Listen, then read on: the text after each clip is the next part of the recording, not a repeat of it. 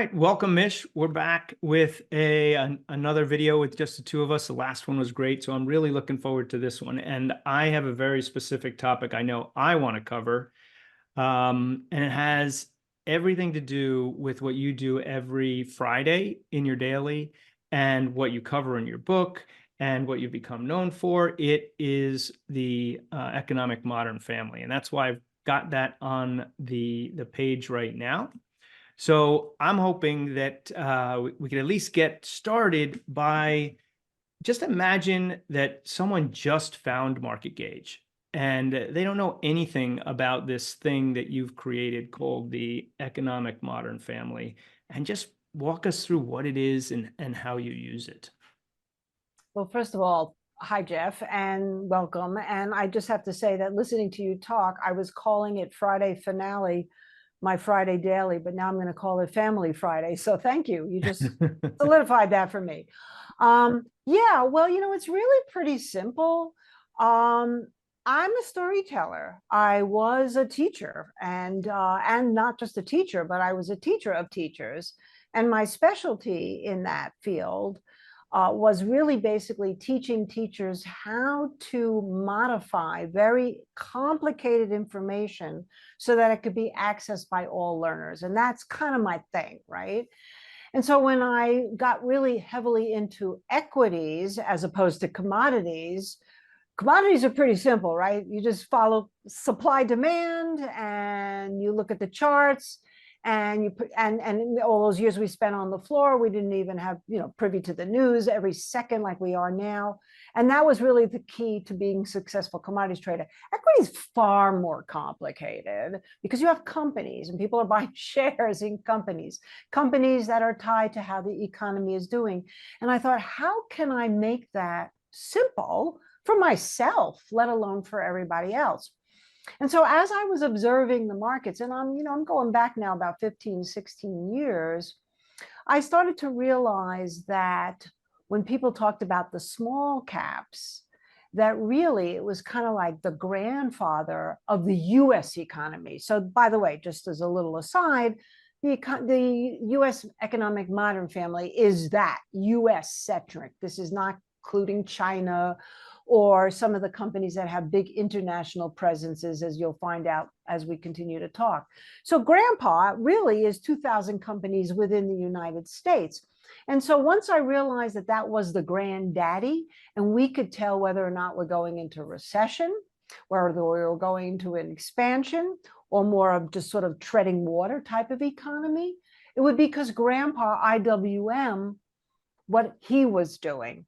And then, of course, I know that was not the only thing. And logically, 70% of the GDP and very much of the US economy is how the consumer is doing.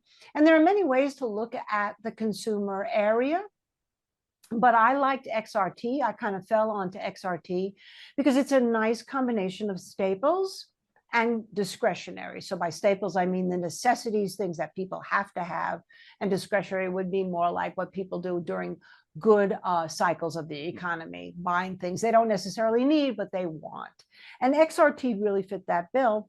And then I started thinking, okay, well, if grandpa is the gramps, then this has to be grandma. And that kind of made it real easy for me because my own grandmother was the example of this, who you can see Granny has her little cane there. My grandma had a cane and a walker, but when she went into a department store, she kind of like forgot about that. And her adrenaline was flowing. And that's why we love to shop, right? Retail therapy.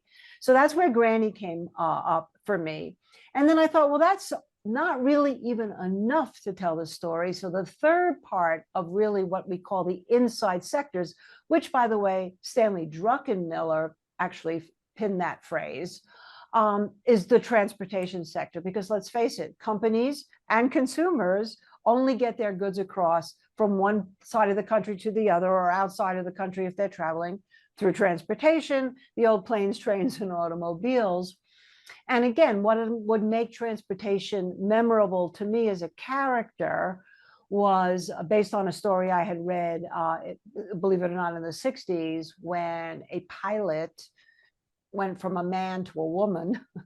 Transgender in the 60s, like who would have thunk that, right? And That then was way ahead.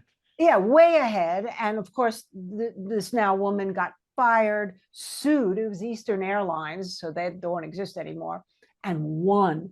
I always thought that was the most fascinating story. So it was just, again, all mnemonic devices to remember if transportation's doing well, or granny's doing well, or grandpa's doing well, that's usually a good sign for the economy. But then I knew that there was more to it. So we included 3 more sectors as I started to become more and more astute into the ways of the market. Probably my most magnificent member of the family, of course, over the last couple of years, has been Sister Semiconductors. Yeah. And I made her Asian because of Taiwan Semiconductors, even though she comes from Silicon Valley. Yeah, I had a backstory. This is, so much of this has been based on not just my teaching, but my acting career.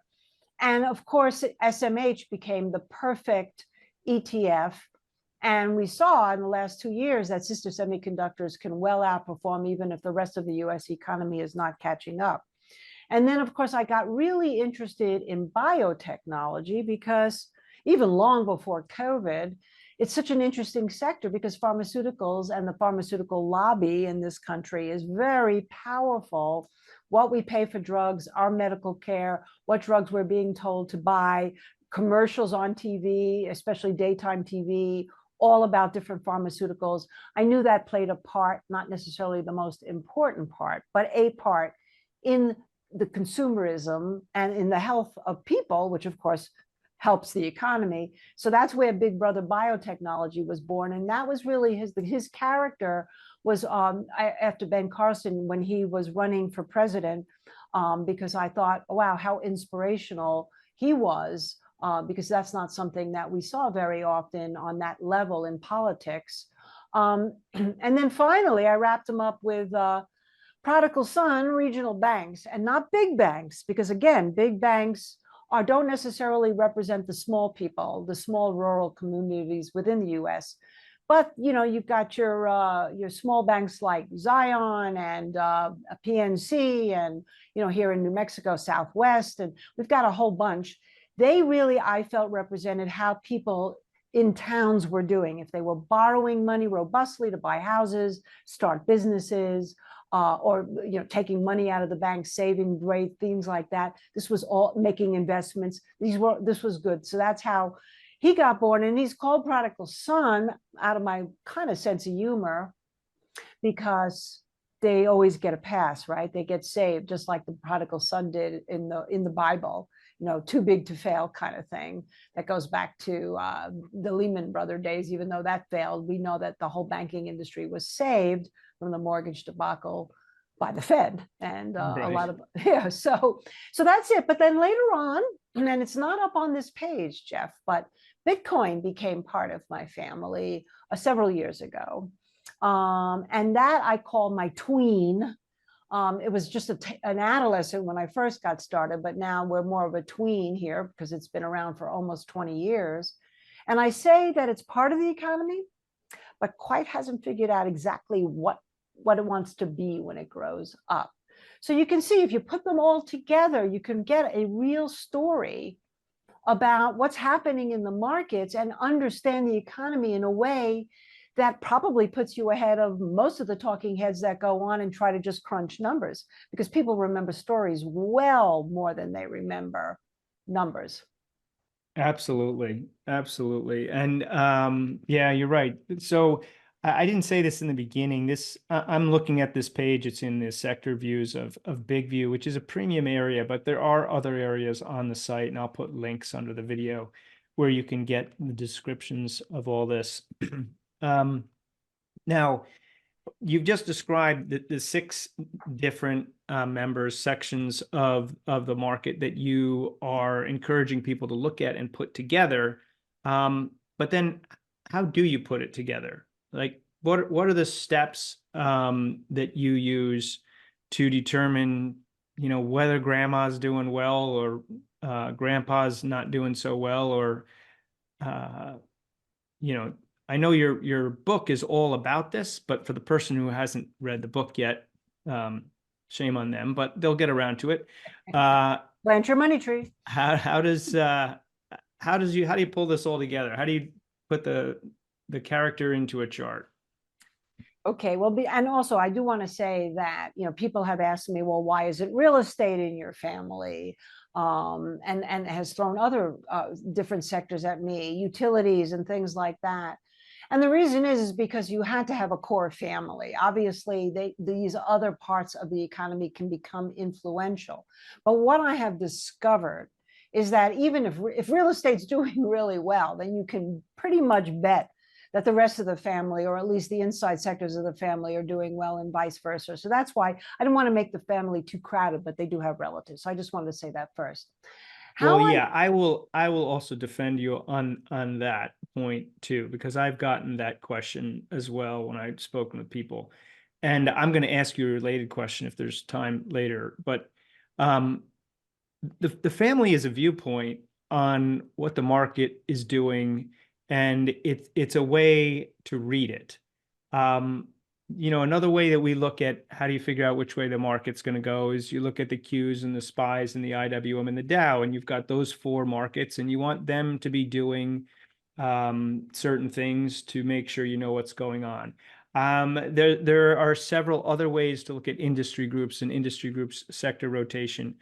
So there are a number of different ways to use indexes and in industries to judge the market, but the family has a very particular way of doing it, and it does really boil things down into the simple six. And like you said, sometimes you pull in Bitcoin, sometimes you pull in Uncle Ute too. We didn't talk about that, but there's a lot to be said for keeping it simple.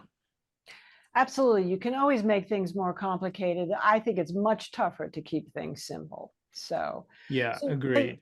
so you asked me a question about, so how do I use it? Yeah, because Yes. remember, if I'm a newbie, I just showed up at Market Gauge. I mean, I know the answer, so I'm trying not to say it, but Right. Well, what's really exciting for me is Jeff and Keith and I, we all cut our teeth on the commodities exchange, and that was purely technical for us. Because by the time the news came out about any particular commodity, if you were waiting for that, you were too late. So you could see it on the chart. So this was fantastic for me, is that now I had a story to tell people as I was showing them the chart. And we could do chicken egg, what comes first, it's irrelevant to me. When they work together, that's the best thing.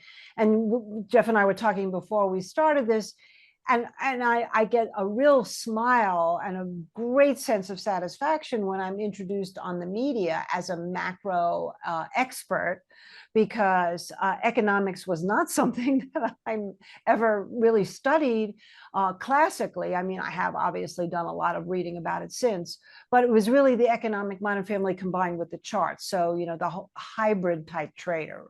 And that's what I do. So what I do is I like to use weekly charts if I want to get the best big picture. The Friday daily that Jeff was describing, I've been focusing on the weekly charts because there's been so much noise right now on a day-to-day basis as our volatility increased over the last several months. So this really kind of quiets the noise. It's also what my book is about. So I'll start with just a simple candlestick chart of each of the family, and I will plug in two simple moving averages, both the 50 and the 200-day moving average. And if you look at that now, what you're looking at right now, I think, is the daily charts. They're not. yeah. And I'll also interject that on all of our charts, the 50-day is blue and the 200 is green. If there's a magenta, it's a 10, and they're all simple. At least that's the basic, and that's what we're talking about here. Right. And then and that's a whole other conversation on how to use those moving averages, the 6 phases that we teach. We can certainly talk about that another time. But it's really kind of important not to just know what the 50 and the 200 week or day moving averages are, but where they are in relation to each other, where the price is in relation to each other, how far apart or close together, are they converging, are they going into a death cross or a golden cross, what's the slope, and so on. That's where we can get more nuance. But for now, very simply, we can at least identify the phase, and based on the slope, or where the prices, we can identify if the phase is strong or the phase is weak or the phase is just getting going. Like, for example, the price just clears the moving averages, either to the upside or the downside. And that is, I have to say, we have a lot of other things we look at, and I certainly incorporate them, but that's probably the simplest thing. So if we go back to Granny Retail, for example, can you put up a weekly chart? Yeah, I can just pull it right up here on a stock chart.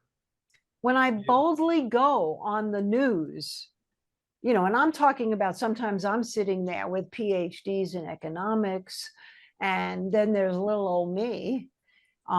Just because somebody is a PhD in economics, no, does not make them good traders. In fact, they are notoriously not good traders. We're all about market timing. But I will say, well, right now, if we really want to understand if we're going into a recession, we're going into an expansion. Now that the Fed has cut by 50 basis points, and we know that there are definitely viewpoints on both, whether the market's going to new highs in the soft landing or whether the market's going to crash and we're going into a major recession, you got to look at the consumer, because this is a going seasonally into looking at the consumer. The election is certainly going to impact how people feel about the economy. And right now, what I see, and this is where I really smile to myself, because what I see is, I already know about Granny, but what I see is the chart and what the chart's telling me. And if we're looking at this chart right now, what's very interesting is look at the golden cross that's happening with the 50 crossing over the 200 week. This is the weekly chart, right, Jeff? Yeah. Yeah, this is weekly, and I don't know if you can see the font. This is going, but you can probably recognize this is 2020. So we're going way back. Here's 2019. Okay, but you're showing me the chart like right this second. Yeah, right? and this is right now. Yeah. So look what's happening here. So this is why I can boldly say we're not going into a recession. And people will look at me. How do you know? Well, I can tell you right now, I know, because the retail sector, the consumer, certainly may have had suffered in certain areas of the economy. But in terms of how the market is perceiving and the economy is perceiving, the consumer still sees them as healthy. Just look at the chart. Going into a bullish phase, finally, in a massive period of consolidation. If you look, really has been trading between 70 and 80 now for several months. And that's really all you have to know, other than the fact that if it takes out this level to the downside, maybe the picture changes and we start to see some bad news coming out and the Fed was too late or what have you. Or if we break out, then we can start saying, hey, with all the criticism, perhaps Jay Powell deserves, a good slap on the back for, hey, good job. You waited to the right time. And that's the story, right? But in terms of the trading, trying to do something in the middle of the range that we're seeing right now is a little bit, probably doesn't make the most sense, right? If you've never traded before, you wouldn't want to get into something smack dab in the middle in anticipation, because we want to wait now for that to break out. So that's really the basic thing. So I can tell you retail right now on a weekly basis is showing potential. And if it just gets a little bit firmer in price, then that would tell me Granny's having a good time, and having a good time at a good time to have a good time, as we're already starting to see commercials for Black Friday and Christmas, believe it or not. If we look at transportation, if you want to move over to IYT. Yep. Sorry. What do we see here? This is already in a bullish phase and has been in a bullish phase, even though we've had a couple of scary moments.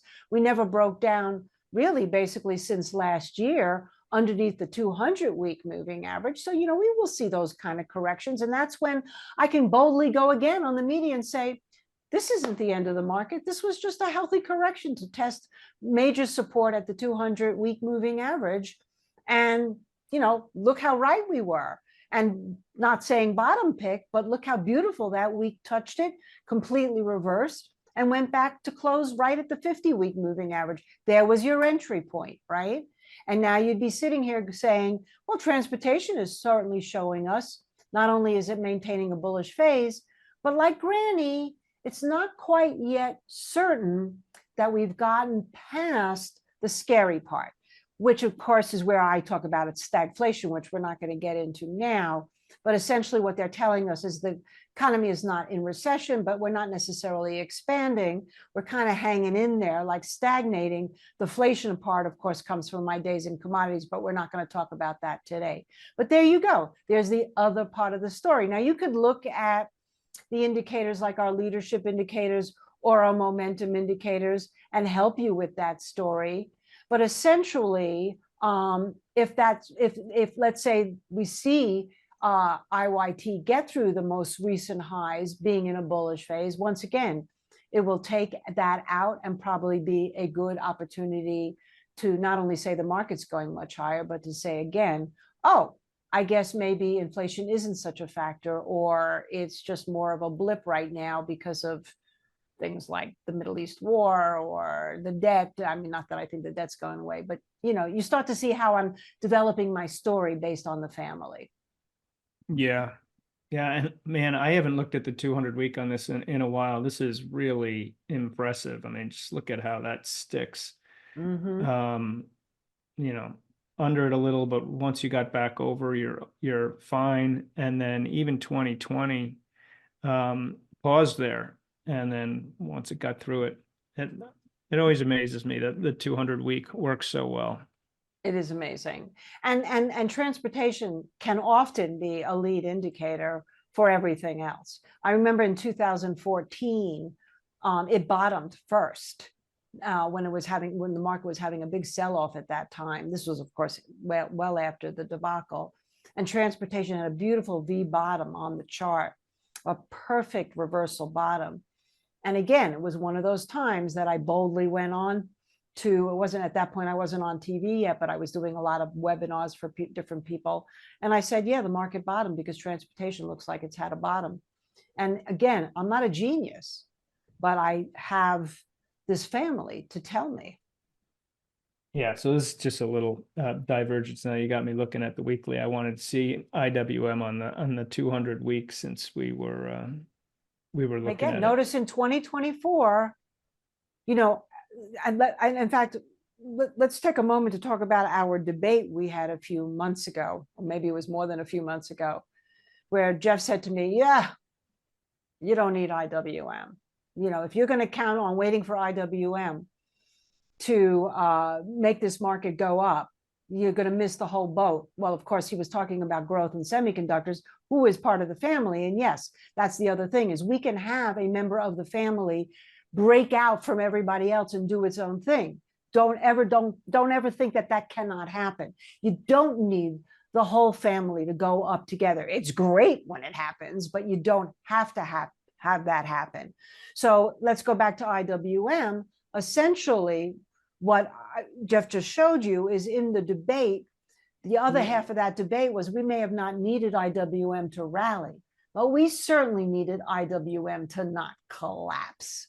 And it never broke down under the 50 or the 200-week moving averages in 2024, especially the first half while semiconductors was having her fling. Yeah, for sure. And I think that and I know I'm not alone in this thought that IWM being economically sensitive is going to be much more of a factor in terms of what's driving the markets if we go into this period of the Fed's interest rate policy versus growth. Whereas, in the last several years, when so much of the markets were driven by just the liquidity that was being pushed into markets and less about the economy. And that's what was driving the large cap the movement that didn't necessarily hinge on the economy so much. But it's such a good point, and it's the flip of the conversation we just had. So just Yeah. like we needed IWM to at least stay in the game, now we don't need semiconductors to lead to prove that the economy may have legs, but we can't have the semiconductors collapse because I mean, we did talk about this for a nanosecond last week when we pointed out at the beginning and never got back to it that the RSP, the equal weighted S&P is that thing's been moving out to new highs, but Qs, SPYs, they're stuck. And so that's just, I don't know if it's a precursor, but it's a much smaller subset of the rest of the crowd than IWM is. And so, yeah, it's definitely happening now. Yeah, and I'm stoked because I've been waiting for Grandpa to do well. And also it would just really quiet the doomer and gloomers out there who just think that the political situation, regardless of what happens, is going to send us into a terrible skid. It just really goes to show you that you should never look at the markets through political agenda, especially in a campaign season when people will say anything. And so I'm excited because if IWM get to 225, all the money that everybody's been criticizing about government spending actually may turn out to be okay. Of course, provided, we do deal something with some of the other issues that we have like debt, but nonetheless, at least I feel like that would maybe a really good opportunity for people who like myself have been waiting for small caps to actually maybe make a much bigger move as we get to the end of this year and into next. Yeah, they are really knocking on the door up of resistance there. If you can see where my line is, and going back to the highs it was trying to get through in 2021. Big head fake, but before that, that 2025 to 2027 or so is really a big number. Yeah, just like 210 was. Once we got through that 210 number, that's been sort of, we've chopped around a little bit, a couple of times gotten through it, but essentially Yeah. that was also a big breakout. Yeah. Not as big as the one that you're talking about. But it was certainly big. And that's No, why, no, it's just the next level. Yeah. yeah. And now we're sitting here at 220. So with all the negative talk, IWM is hanging in there. And now we want to see maybe it leads. It'll be fun. It It would will be be fun. fun if IWM starts to rock and roll. All right. So you started to touch on this. I have probably, what will probably be our last question. And it's because we've talked a lot about what the Modern Family can do and what you should do with it.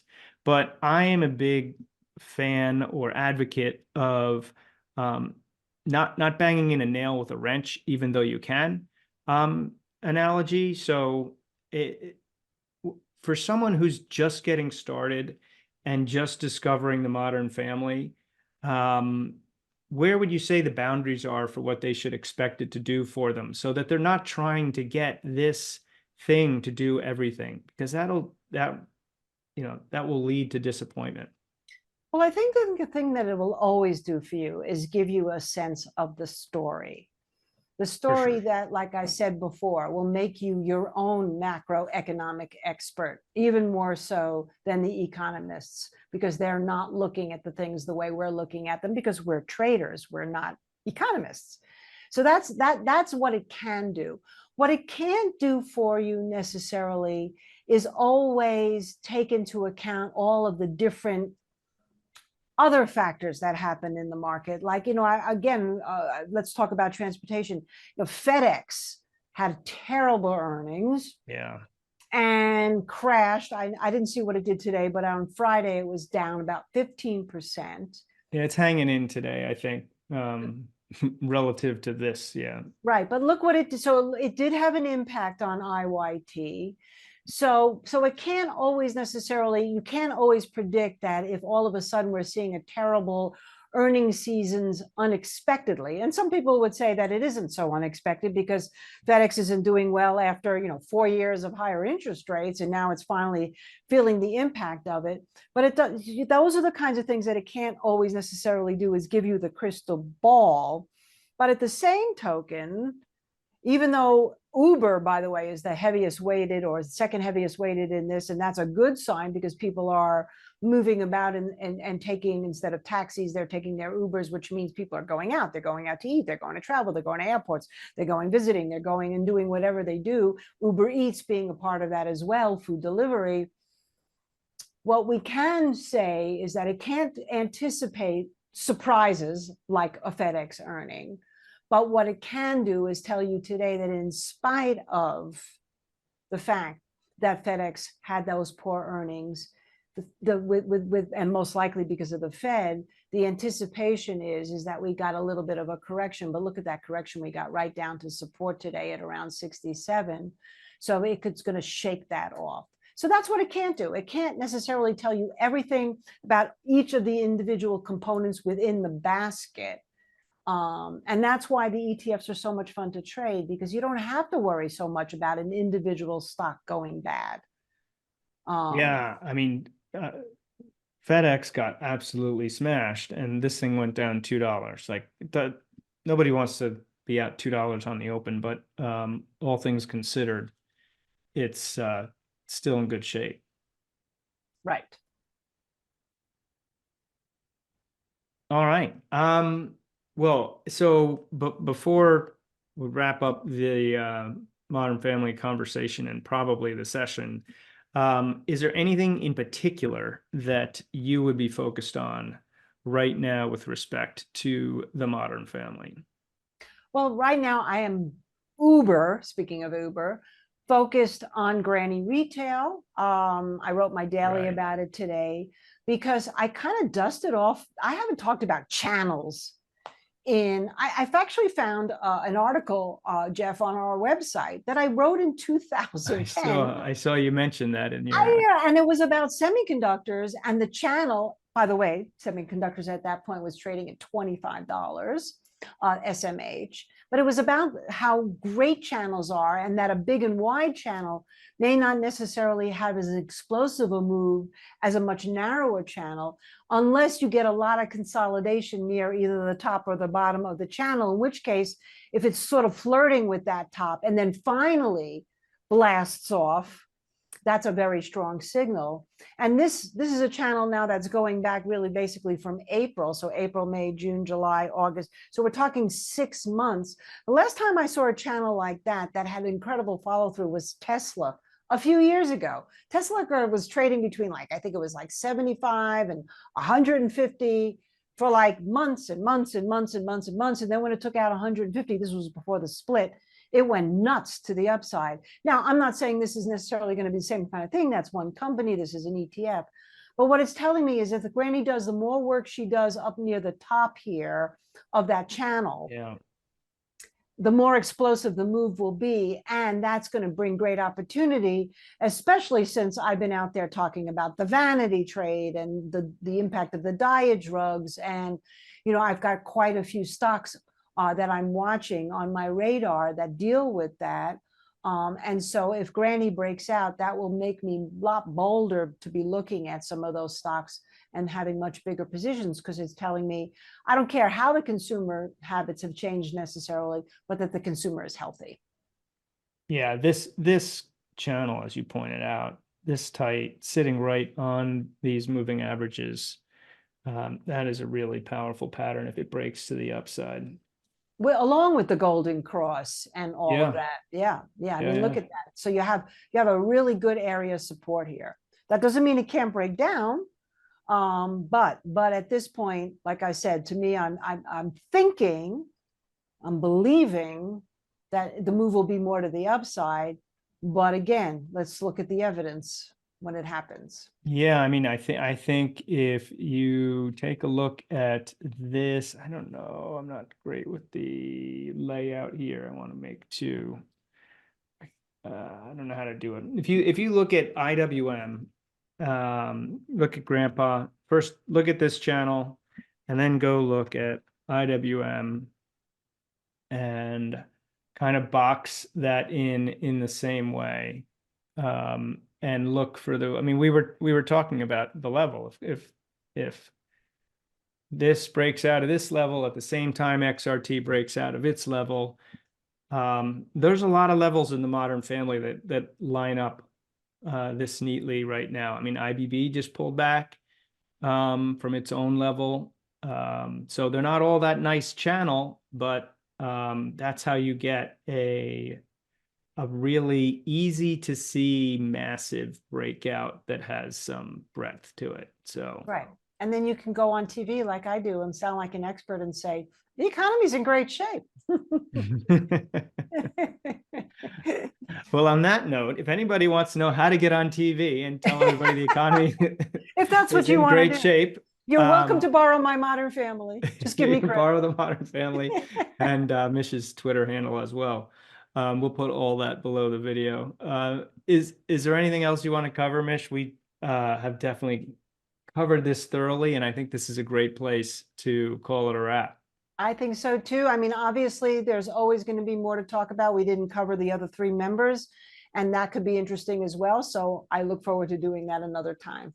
Well, and everybody, if we started this conversation with the fact that every Friday you talk about the Modern Family in Family your daily, Friday. so absolutely should go there. I did use the premium area of Big View here, so you can't get there unless you're a premium member, but we've got a really low cost trial on that. And also, if you go to Mish's Daily over here in the Market Beat section, and then Mish's Daily, you can go get all the archives, but there's this link here which will take you to the Modern Family, and of course you can go to get Mish's book as well, Plant Your Money Tree, marketgauge.com/book. And we've even got Modern Family actually right up here. So there's plenty of resources here for you to get into the Modern Family for free, and we strongly encourage it. For Okay. that, I'm going to say bye for now. Thank you and bye for now.